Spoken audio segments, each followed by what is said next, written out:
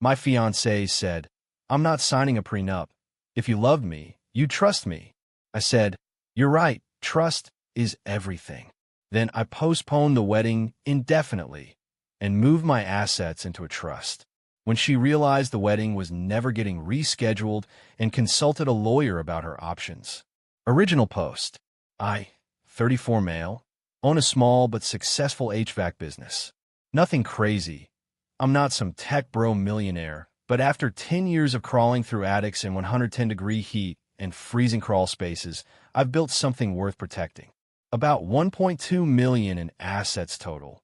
The business, my house, retirement accounts, and a rental property I bought during the 2020 dip. My fiancée and I had been together for 3 years when I proposed. She worked as an office manager at a dental practice, made decent money, and seemed genuinely supportive of my work schedule, even when it meant missing dinners or working weekends during peak season. Everything was great until I brought up the prenup. Look, I'm not some paranoid dude who thinks all women are gold diggers. But my dad lost half his plumbing business in his divorce from my stepmom, and watching him rebuild from scratch in his 50s changed how I think about protecting assets. My lawyer had been telling me for years that anyone with a business should have a prenup. It's just smart. So about 4 months before the wedding, I sat her down at our kitchen table with a glass of wine and explained that I wanted us both to get prenups. I emphasized both. I told her I'd pay for her to get her own lawyer, that anything we built together during the marriage would be shared equally, and that this was just about protecting what we each brought into the marriage. She didn't say anything for a solid 30 seconds. Then, "You want me to sign a prenup? I want us both to sign one. It protects you too. If I somehow went into debt or—" "No." She cut me off. "Absolutely not." I tried to explain, try to show her the actual terms. Try to emphasize that this was about the business my employees depend on, not about her specifically. She started crying. "If you loved me, you'd trust me. A prenup is basically saying you expect us to fail." I said, "I trust you completely. But I also trusted my stepmom, and she took half of everything my dad spent 30 years building. This isn't about trust. It's about being smart." She got up from the table. "I'm not signing anything that treats me like a potential thief. If you can't trust me without a piece of paper, maybe we shouldn't get married at all." Then she went to the bedroom and slammed the door. I figured she needed time to cool off. We'd talk about it later when emotions weren't so high. But over the next few weeks, things got weird. She started making comments about our house. It's mine, bought 3 years before we met, and our business, also mine, started 5 years before we met. Little things that made my spidey sense tingle. Then I overheard her on the phone with her mom. Our bedroom is right above the kitchen, and the vents carry sound pretty well. She didn't know I'd come home early. "He's being ridiculous about this prenup thing. Mom, the business alone is worth almost $1 million. And the house. Once we're married, I'll have actual leverage to make some changes around here." I stood there frozen, holding a bag of takeout, feeling like someone had punched me in the gut. I know. I just need to get through the wedding. After that, he can't just kick me out." Laughing, "I've put in 3 years. I deserve something for that." She said more, but I'd heard enough. I didn't confront her. I know that sounds weak, but I needed time to think, to plan. Because right then, standing in my kitchen listening to my fiancé talk about me like I was an ATM with a wedding date, I realized I'd almost made a terrible mistake. Update 1, 2 weeks later. So I've been playing it cool, acting normal. It's been the hardest 2 weeks of my life, pretending everything's fine while I quietly talk to my lawyer and my accountant. Here's what I did. First, I met with a family law attorney, different from my business lawyer, to understand my options. He confirmed what I suspected. If we got married without a prenup and later divorced, she'd potentially be entitled to half of any increase in business value during the marriage. Plus, the house could be considered marital property if she contributed to it in any way. Second, I worked with my accountant to restructure my assets. The business went into an irrevocable trust with my dad and sister as co-trustees. The rental property got transferred to an LLC. All completely legal, all done before any marriage that would complicate things. Third, and this was the hard part, I started documenting everything. Every conversation about money. Every comment she made about our future plans that seemed to involve my assets. Meanwhile, She'd been ramping up the pressure about the wedding planning. "We need to put down the deposit for the venue this week," she said last Tuesday. "It's $8,000 non-refundable." "Actually," I said, "I've been thinking, maybe we should postpone the wedding." Her face went through about 6 emotions in 3 seconds. "Postpone? Why?" "I think we need to work through some things first." The prenup conversation showed me we're not on the same page about finances. "I told you, I'm not signing a prenup. If you can't accept that—" "I accept it," I said calmly. "You're right. Trust is everything." And honestly, that conversation made me realize I need more time to feel ready for this commitment. She stared at me. "How much time?" "I don't know." "Indefinitely." The word hung in the air like a bad smell. "Indefinitely," she repeated. "You're postponing our wedding indefinitely because I won't sign your stupid prenup?" "I'm postponing because I don't feel ready. The prenup thing is part of it, but there's more." She demanded to know what more meant. I just kept saying I needed time to process my feelings. I didn't mention what I'd overheard. Didn't mention the asset restructuring. She cried. She yelled. She called me emotionally unavailable and said I was sabotaging our relationship because I was scared of commitment. I just kept saying I was sorry, that I needed time, that maybe we should consider couples counseling before setting a new date.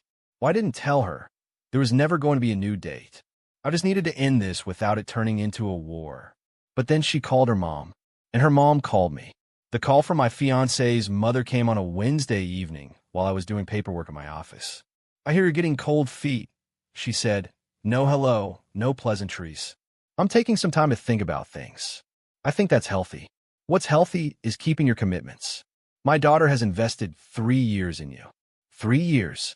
She's turned down other opportunities because she believed in your future together." I almost laughed at other opportunities. I appreciate that, and I care about her. But I'm not comfortable getting married right now. Because of a prenup? That's insulting. We raised her better than to marry someone who treats her like a gold digger. I never called her a gold digger. I suggested mutual financial protection. There's a difference. There really isn't. Her voice got sharp. "Let me be clear. My daughter has given you the best years of her life. If you think you can just walk away from that without consequences, you're wrong." "What consequences exactly?" "We know lawyers too." And she hung up. Update 2 1 month later. Things escalated fast. My fiancée didn't move out right away. She kept saying we were working through things, even though I'd made it clear we weren't. Every time I tried to have a direct conversation about her moving out, she'd cry or pick a fight or suddenly have a medical issue that required her to lie down. Then the lawyer letter came. Her attorney sent me a letter demanding compensation for palimony, basically claiming she was entitled to financial support because she'd given up career opportunities and contributed to household expenses during our relationship. My lawyer laughed out loud when he read it. "This is a bluff. You weren't married. You don't live in a state that recognizes palimony claims. She has no case. So what do I do? Respond with a polite letter explaining that she has 30 days to vacate your property." I sent the letter. She responded by not leaving. Instead, she started doing small things around the house. Painting a wall, fixing the landscaping by ripping out bushes I planted, organizing my office in a way that made nothing findable. "I'm improving the property," she said when I confronted her. "That establishes my stake in it." I consulted my lawyer again. He explained that by making improvements, she was trying to create a paper trail showing she'd contributed to the home's value. Classic move by people angling for a share of property they don't legally own. Here's where I made my first really satisfying move. I had my lawyer draft a formal notice that any unauthorized modifications to my property would be considered vandalism and documented for potential prosecution. I also had him include a detailed list of everything she'd improved with estimated costs to restore them to original condition. The total came to about $2,400.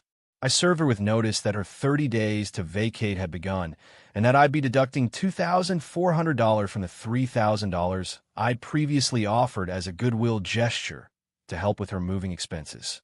She got $600. The walls got repainted. The bushes got replanted. She finally moved out on day 29, but not before one last conversation. "You're making a huge mistake," she said, standing in the doorway with her last box.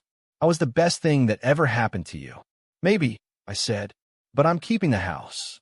Her next move was more creative. About 2 weeks after she moved out, I got a call from my biggest commercial client, a property management company that represented about 15% of my annual revenue. "Hey man, I just wanted to give you a heads up," the property manager said. "Some woman called our office, saying she's your ex-fiancée and that you're being sued for fraud. Said we should know what kind of person we're doing business with." My stomach dropped. "What did you tell her?" "I told her I don't take business advice from random callers," and hung up. "But thought you should know."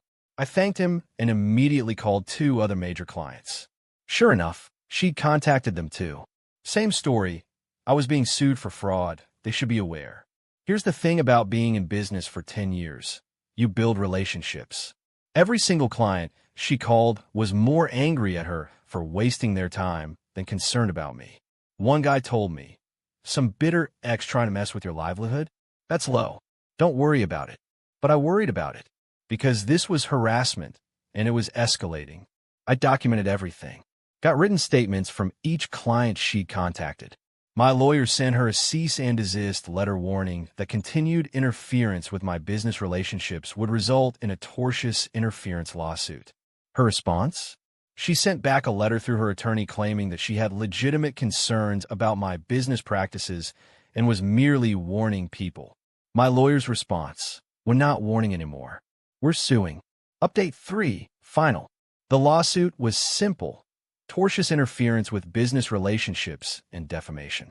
I had documented proof. She'd called multiple clients with false claims about fraud and lawsuits that didn't exist. I had witness statements. I had the cease and desist she'd ignored.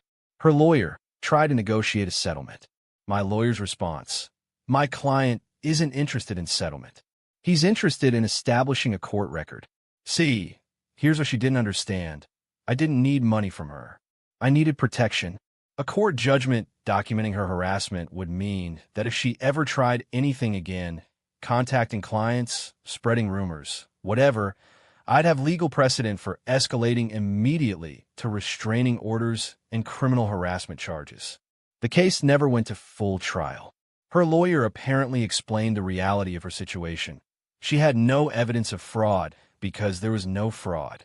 She had documented harassment of my clients. She had a cease and desist she'd ignored. She was going to lose, and she was going to pay my legal fees on top of whatever damages the court awarded. She settled.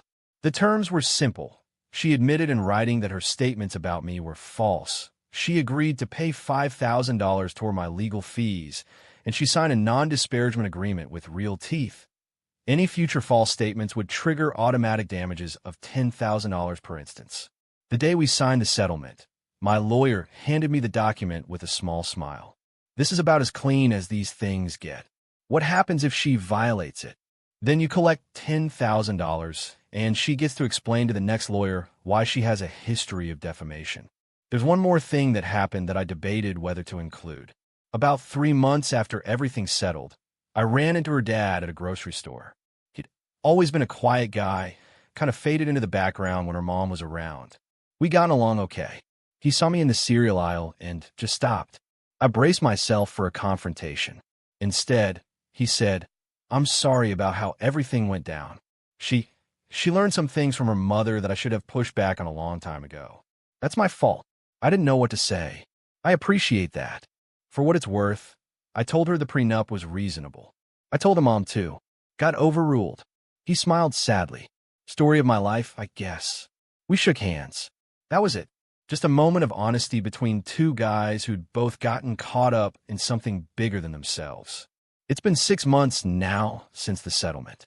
My business is doing fine. Actually better than before, because a few clients who heard about the harassment went out of their way to send referrals my way. Anyone who handles nonsense that professionally deserves more business, one guy told me. The house is quieter. I won't pretend I don't miss having someone there. 3 years is a long time, and not all of it was bad. There were real moments, real connection, before I found out what was underneath. But I think about what my dad told me after his divorce. The expensive lesson is only expensive if you don't learn from it. I learned. The trust is set up properly now. The business is protected. And the next time I meet someone, I'll know exactly what I'm looking for and what questions to ask early. The prenup conversation wasn't the problem. It was the solution. It showed me exactly who I was dealing with before I made a mistake that would have cost me everything I'd spent a decade building. So yeah, trust is everything. And sometimes the best way to find out if you can trust someone is to ask them to put it in writing.